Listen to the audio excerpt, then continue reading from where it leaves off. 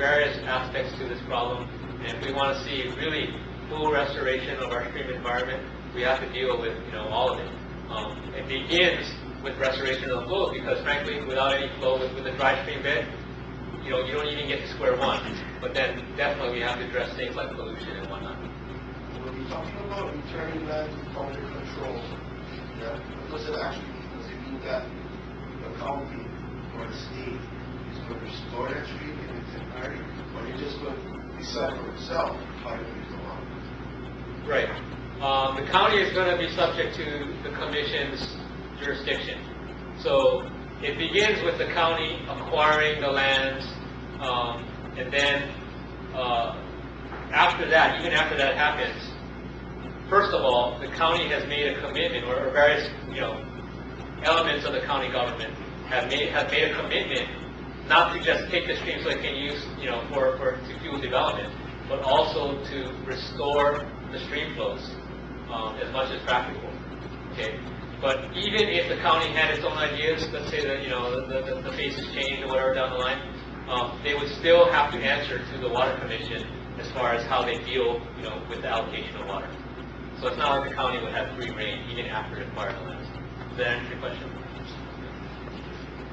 Do you have an opinion on who owns the pohaku that mine the stream? Like going back to the Mahele deeds, and even now the current conveyances of property reserves the mineral rights to the state of Hawaii, or in the ancient days, the Kingdom of Hawaii. So would those pohaku that line the lo'ikalo and the streams, would they be considered mineral, and would they be owned by the state of Hawaii? I really haven't looked into that specific issue, but just the way you say it, I mean, maybe. Yes. I want to understand this correctly.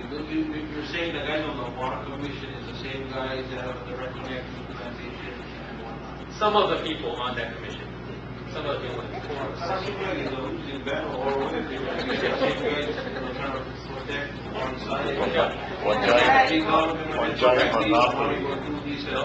That's a very good point.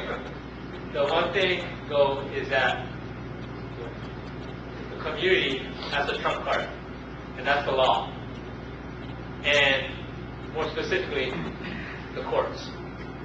This is a part of our legal process where you have this commission that's charged with this duty, but it's not like they can do anything they want to. There's limits, and those limits are spelled out very clearly in the law, which includes the Waiholi decision. We talked about that in the PowerPoint. There's very clear boundaries of the commission, what it can do, and ultimately, I mean, even the legal system has its limitations, and that's why, as a community, you can't put all your eggs in one basket.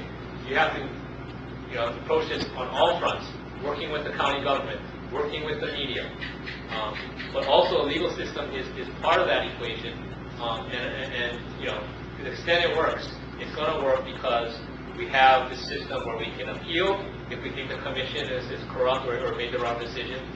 And it worked in the Waiholi case, where the Supreme Court told the commission, you know what, you got it wrong. Do over again, and now pay attention to what the stream needs. That's basically what the Hawaii Supreme Court said in the Waiholi case. Yeah, I got a question. Question and comment on the Waiholi case on Oahu. Weren't there some of the water users that got shut out because the water affected the streams, like the farmers and some of those users? As a matter of fact, in the Waiholi case, every single drop that the leeward users asked for, they got. Yeah. There was some issues about whether they're, they really need so much, everything that they asked for, and so the commission did sort of scrutinize, okay, do you really need that much, and in some cases, reduce the number that they asked for, but there wasn't one single user that asked for water that didn't get it. And in fact, there were a lot of users that after they got water, a couple years down the line, they gave water back. They said, oh, sorry, we don't need it. And I think if you look at the Waiholi case, the water that was given to the off-stream users, there's some really egregious examples of folks that shouldn't have got water. One case that really comes to mind is this golf course that was called Fumakakilo. It's still ongoing actually right now. The Waihoi case is still live with respect to a very narrow band of interest. It was this big, now it's about this big, but it's going on its third appeal to the Hawaii Supreme Court. And one of those issues that are still live is PMI, that golf course. Basically, these developers in the go-go days of the 80s development boom, right? They said, oh, why don't we build a golf course in the middle of this desert? And then, you know, we're going to bank on this cheap or free water coming from the Waihoi Beach. And that's what they did. The bubble burst, as you all know. And then they, you know, their investors or their bank, the bank said, what are you doing, building a golf course in the desert? But in order to keep it viable and maybe be able to sell it off to another potential investor, they have to get that water. So they applied. They had groundwater sources. It was established. But there was some questions. Oh, you know, we banked on cheap water. We need the cheap water for us to do this golf course in the desert. And amazingly, the commission gave every drop of water that that this golf course asked for. Now, PMI hasn't operated a single second ever. Okay, and there was a clubhouse that they erected that folks vandalized, and they finally tore it down because it was attractive nuisance for kids. So there's no indication that they're ever going to use the water, and the commission still issued them a permit. So, I mean, I think in the Waihoi case, there's no concern about folks not getting water. It's more of a concern about giving too much. Okay, the other question I had is, everybody's talking about color, but what about alternative uses for the water that haven't proven out right?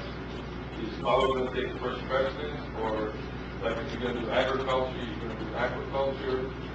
You know, what is the legal ramification about that? Kalo does